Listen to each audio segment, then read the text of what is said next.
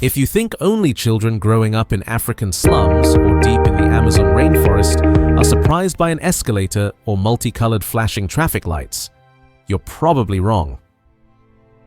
Because right here in the United Kingdom, just a few hours flight from London and a grueling journey away, there are still children growing up who find their first sight of a supermarket, a TM, or a decent paved road to be a culture shock.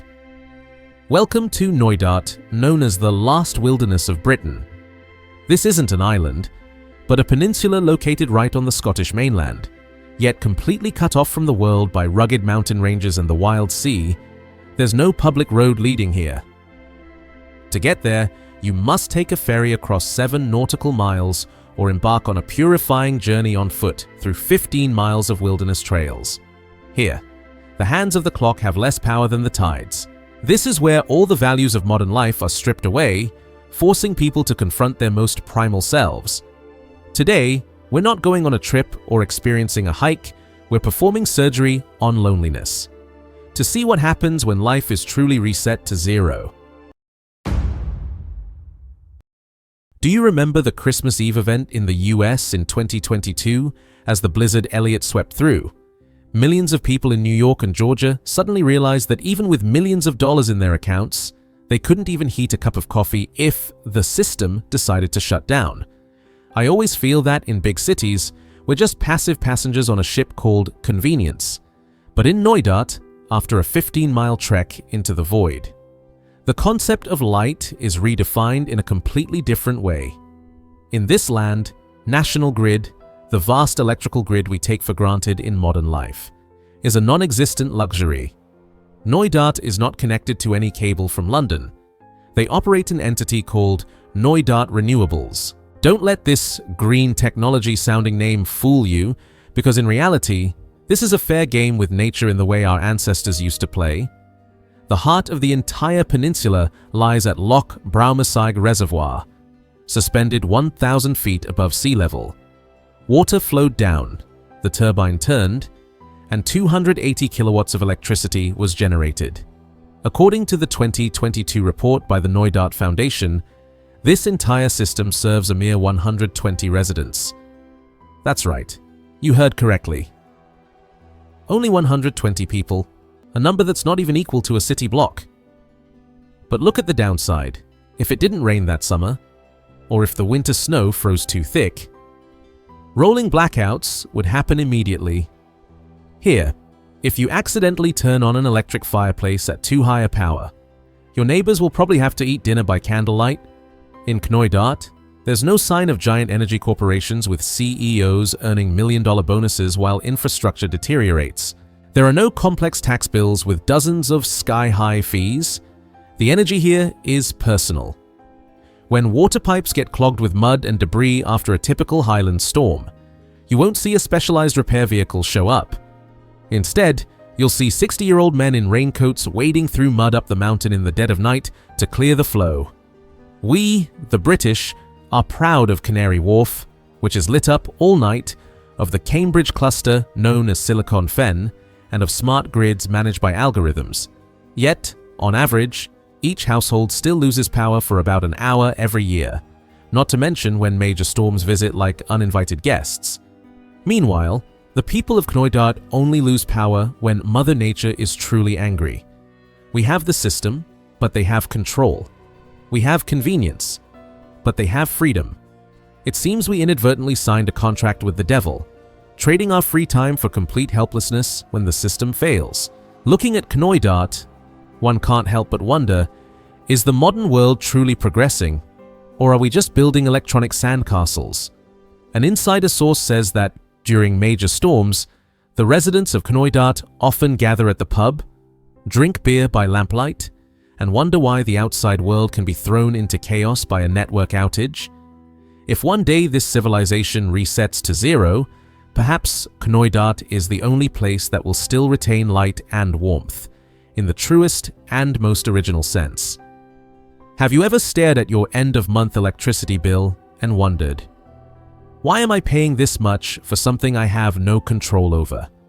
Is convenience becoming an addiction that will cause us to lose our basic survival skills if the wall sockets become useless one day. Perhaps, before we talk about saving the world, let's learn how to keep our light bulbs on without the permission of some corporation. If you find these against the current stories valuable amidst a sea of flashy information, you might consider a gentle subscription, just as the people of Knoydart cherish every drop of water flowing into their turbines, because electricity isn't the only thing imprisoned in this wilderness. Even the most powerful symbols of mechanical freedom are meeting the same fate on dead-end roads. If there's one symbol that represents the absolute freedom of men in the last century, it's the automobile. A machine can take you anywhere, like a powerful Land Rover that can cross the Sahara Desert.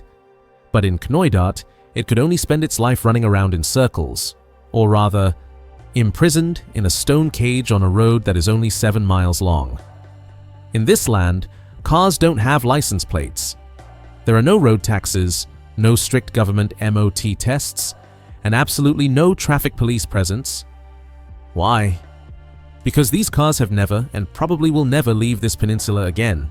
They were brought here by barge, lowered onto the Invery Pier, and considered to have begun a life sentence without parole. You can walk the entire system of paved roads in the village in less than an hour. The total distance traveled here seems to be only around 7 to 10 miles, and it all ends with a thicket or a cliff. Look at the old Land Rover Defenders scattered around the village. In London, they were a luxury toy for the upper class. Here, they are pack horses worn down by sea salt and mud. They are rusty, dented, and full of patches. But these ruins are more reliable than any modern, sensor-laden SUV. In Knoydart, cars return to their most primal nature. A tool for survival, not a symbol for ostentation. It seems this imprisonment brings a kind of freedom that we on land have long lost. No traffic lights, no speed cameras, no dense toll booths. People here drive by instinct and understanding of the terrain. When a car is damaged beyond repair, it is not taken to the scrapyard. It remained there, sacrificing its remaining components for other vehicles. A closed-loop, waste-free, and unpretentious life cycle. We, who live in a society where every meter of movement is GPS tracked and monitored by dozens of regulations, will perhaps feel an indescribable sense of regret. We have transcontinental roads, but our minds are stuck in traffic jams and rigid rules. Meanwhile, the prisoner cars in Knoydart, though only covering 7 miles, have every meter of their journey literally free. Perhaps owning a car that can travel the world is meaningless if you never truly take the wheel of your own life. Here, cars don't serve the ego, they serve the community. You'll see licenseless cars loaded with firewood for the elderly in the village, or pulling crates of food that have just arrived at the ferry. That's a perfect reset of the tool's value. Have you ever felt like your modern car owns you more than you own it? Would you dare to trade wide highways for 7 miles of trail with absolutely no supervision from any system? Sometimes, to truly find freedom, we must accept being confined to a small but authentic space. If you're also feeling stuck in the modern system and want to find these kinds of escape routes, please hit the subscribe button so we can continue together. Because the silence in Knoydart isn't just on the roads, it's also inside the UK's most remote pub, where all the noise of the world is blocked at the door. After 2 days of traversing deserted valleys, my legs were weary and my mind seemed saturated with the solitude of the Highlands, when Invery appeared like a warm mirage. Here, there's a modest stone roof called the Old Forge. Guinness World Records has recognized this place as the most remote pub in mainland Britain. Sure, to get a beer here, if you don't choose the 45-minute ferry ride, you'll have to conquer a 15-mile hike through some of the kingdom's most rugged terrain. But geographical isolation is only the outer layer. It was the spiritual isolation that truly stunned me as I stepped through the heavy wooden door of the Kwan. 2022 marked an unprecedented event in community history. After many years of private ownership, the residents of Knoydart came together to raise nearly £1 million to buy back this pub. They weren't simply buying a business, they were acquiring their own heart, ensuring the village's soul would never be transformed into a luxury resort or a soulless commercial project from the south. At the Old Forge, you'll witness a sight that seems extinct in modern metropolises: absolute digital silence. We don't have Wi-Fi. Let's talk to each other like it's 1999. That's a philosophy of living without text. Here, a nomad caked in mud from a long trek can sit at the same table and clink glasses amicably with a former bank director who just arrived by sailboat. No one cares how much money you make or what your social status is. The only question they have for you is what path you took to get here. All social barriers are blurred by the rich, smoky aroma of burning wood and the distinctive bitterness of Knoydart beer, brewed right on the peninsula. You won't hear the 24/7 news channels on TV screaming, or the incessant phone notifications that have become a mainland obsession. Instead, there was the sound of turning old pages, the murmur of laughter, and sometimes the impromptu fiddle playing of a local. The pub serves as a community living room, where people gather to discuss fixing the mountain water pipes or the schedule of tomorrow's supply train. When was the last time you truly sat in a public space without touching your phone for an entire hour? Are we trading genuine human connection for anonymous likes on a flat screen? There's a strange sense of peace in knowing that there's still a place in this world where you can completely disappear and find yourself after the hustle and bustle. If you find your soul also needing a warm beer in this loneliness, please click the subscribe button so we don't lose touch on our future journeys. Because this tranquility sometimes comes at a very high price. When darkness falls and the wind begins to howl through the crevices, you'll realize that the line between peace and survival is as thin as a supply ship struggling far offshore. If the tranquility of the Old Forge pub is a nostalgic dream, the reality of healthcare and supplies in Knoydart is a stark wake-up call. On land, we're so used to just pressing a button on our phones and having food delivered right to our door, or a 999 call bringing an ambulance in minutes. But in Knoydart, those amenities are just an illusion. Here, your reality is not determined by logistics algorithms, but by the mood of the sea and the whims of the clouds. Living in Knoydart is a lesson in patience and meticulous preparation to an extreme degree.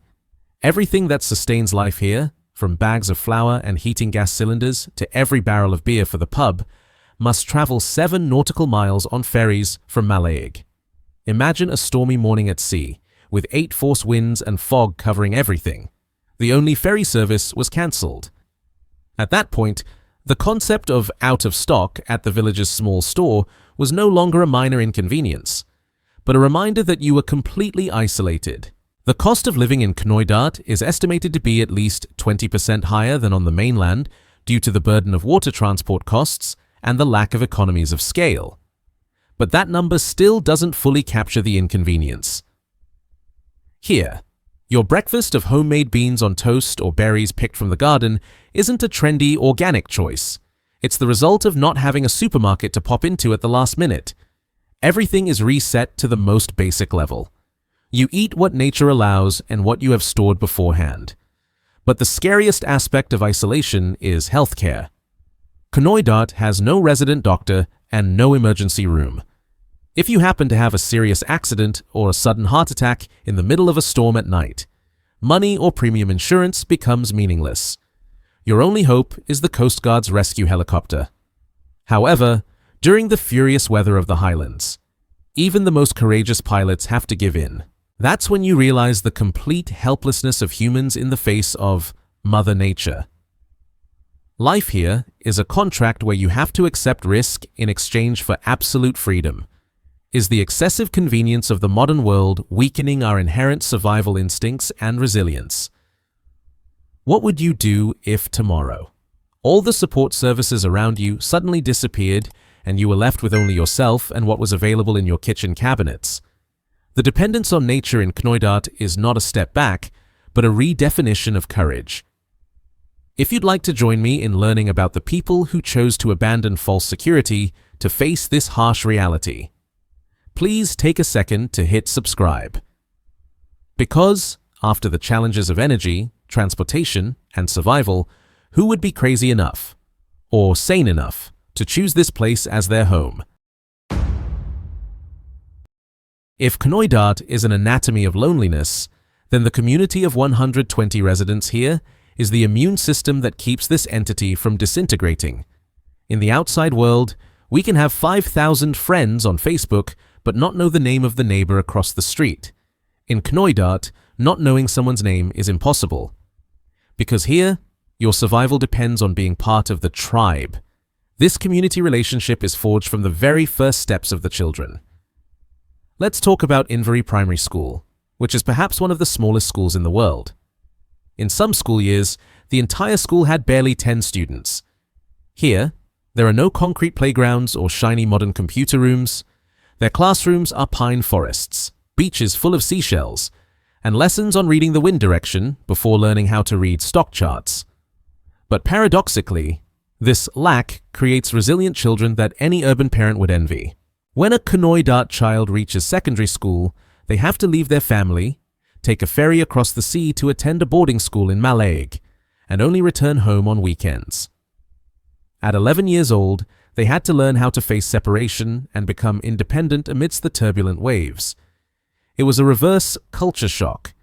Children who grew up amidst the majestic nature suddenly found themselves lost among traffic lights and the blaring horns of the town. The connection in Knoydart is not based on algorithms suggesting friends, but on the exchange of lives when a roof is torn off by a storm. The whole village will be there. No contracts, no service invoices, just the understanding that today I help you re-roof your house. Tomorrow you will help me pull the boat when the sea is rough.